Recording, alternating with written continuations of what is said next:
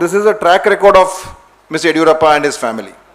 They are using this position to loot, to plunder the state, and this money is being rechannelized to fund their political ambitions, to fund the BJP, and also probably to fund the national leadership of the BJP. Otherwise, why will the national leadership of BJP keep quiet despite these stunning and blatant acts of corruption?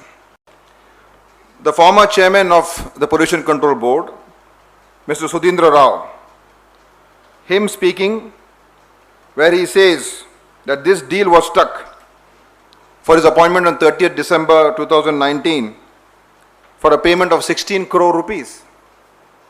The chairmanship of this board, he will get it if this much of amount is given to the family of Shri Yediyurappa.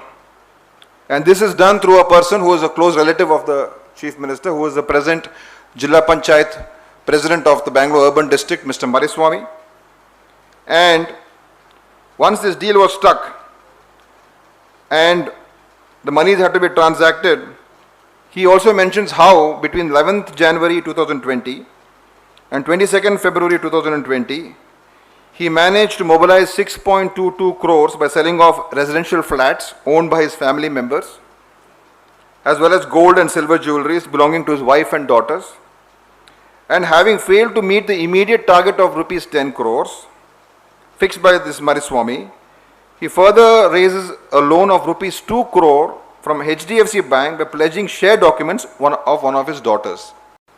This Mr. Mariswamy introduces this person to the trio of Mr. Yediyurappa's clan.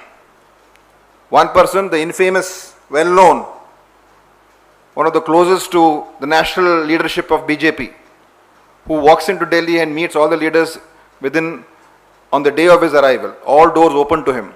That is the younger son of the Chief Minister, Mr. Vijayendra, the grandson of the Chief Minister, Shashidhar Maradi, and a close cousin of theirs, Mr. Sanjay Shri. These are the three people who are also involved in the previous expose which was done, which is now pending in courts. So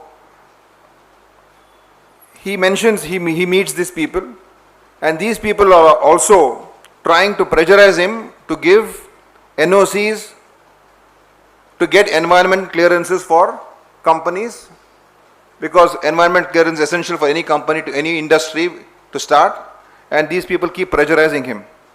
And the pressure becomes so intense that he is not able to meet the demands of these family members. And according to Mr. Rao, he goes on to say that the CM members have collected not less than rupees 60 crores as bribes from these concerned parties, whenever his signatures were required to be signed for approval of NOCs, those amounts they have collected directly from these industries, and his estimate is about 60 crores has been collected. So, and he also mentions very clearly, if you see in the video, that the Chief Minister himself calls him on many occasions to insist on the work to be done. He calls from Davos, he calls from Mauritius. Mr. Sudhindra Rao is saying that the Chief Minister says that all my family members have all traveled to Davos or Mauritius, and this company Molex has, I think, taking care of all the expenditure abroad, so these files have to be cleared immediately. And he clears that Molex files, that is also you can see in the video. And once the CM lands in Delhi, or lands in Bangalore after his visit, he calls me up and he says he's very happy that his work has been done. He also mentions how they take his signature,